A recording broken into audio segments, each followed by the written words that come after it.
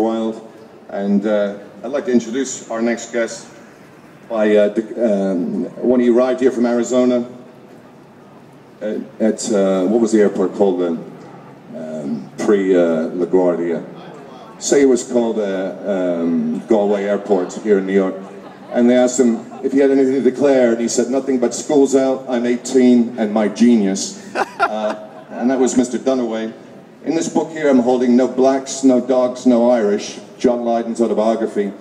Dennis features prominently John Lydon, a.k.a. Johnny Rotten, as I mentioned earlier, from Tuam in Galway, same as JP and a lot of people here, a lot of my family who are here, and a lot of you wonderful people.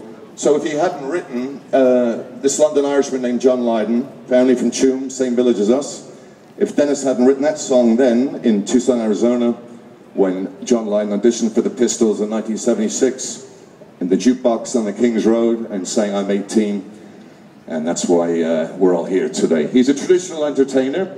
He's part of Ourland Festival. His band will be playing later tonight on the main stage with the Irish Rock Review, and I always have a gas singing with him. He's a Rock and Roll Hall of Famer. He's going to read from his new forthcoming autobiography. Inducted into the Hall of Fame last year from the Alice Cooper Group and Blue Coupe, Mr. Dennis Dunaway. Thank you, Dennis.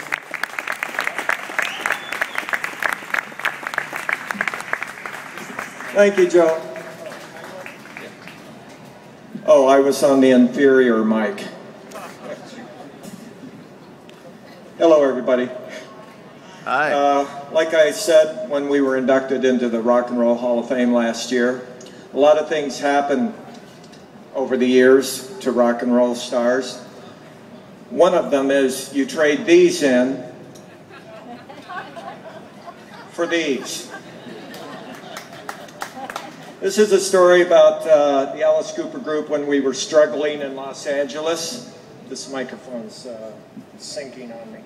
It's sinking. All right. And we had them over for a Halloween party, 1968, hard to believe, in Topanga Canyon in Los Angeles.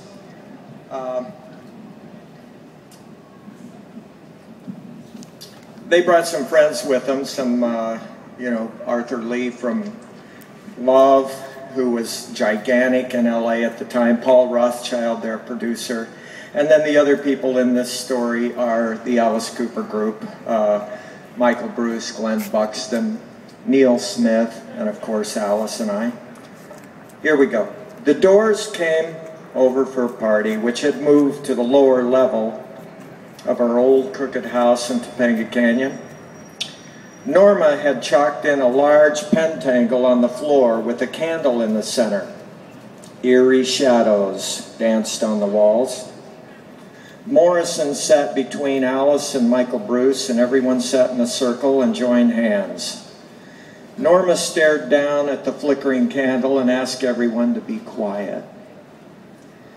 We want to speak to the spirit in this house, Norma said. The skeptics stood around the circle looking on with the patience of preschoolers. Arthur Lee flashed a peace sign to David Crosby, and Paul Rothschild smiled. Neil Smith took a loud gulp of beer. Morrison was serious. He gripped Michael's hand, which appeared to be shaking from nervousness, but everyone in the circle was concentrating.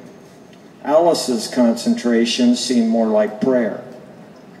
Even the Doors' noisy girlfriends, Pam and Peggy, got quiet. It got so quiet that I started noticing my heart beating. Spirit, we feel your presence. Will you answer us? The candle seemed to flicker in response. Neil took another loud gulp of beer. Norma leaned toward the candle and summoned again. Spirit. Neil belched and the skeptics chuckled. And then came a long silence. Norma shrieked at the top of her lungs. Chills shot up my spine as Norma's eyes opened wide. She sat up and pointed her finger at Morrison. She was staring directly at him, but his eyes were closed. deep in concentration. Alice didn't move either. And then a gravelly voice came out of Norma. "This is my house. Some here do not believe, but their presence will be tolerated. I am from the dark past. I have lost loved ones here in this house. I seek the truth, and I must communicate, or I cannot find rest." The gruff voice dwindled into mumbling as Norma fell forward and started writhing about like she was having some sort of a fit. Her long blonde hair flipped into the candle, causing a scorched smell. Then her writhing stopped, and she went limp on the floor. Even the skeptics remained silent. Like me, they couldn't tell if Norma was faking it. Alice asked her if she was all right, but she didn't move. He reached over and touched her, and she still didn't move. He touched her again, and she sat up. She shook her head and became regular, happy Norma again. She really didn't seem to know what had just happened. The tense drama was over. There was a feeling of relief. But then Glenn Buxton came crashing down through the ceiling. He landed on the floor and rolled over. "What happened, man?" he said. "Who left the friggin' trap door open?"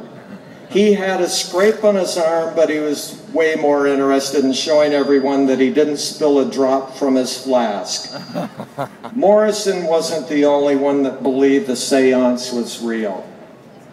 But even in Hollywood, where everybody's an actor, if Norma was faking it, it was a riveting performance, and even the skeptics had a great time. Thank you, thank you. Thank you. Dennis Dunaway, thank you, Dennis. Rock star with reading glasses. Yeah! That's what it's all about. Okay.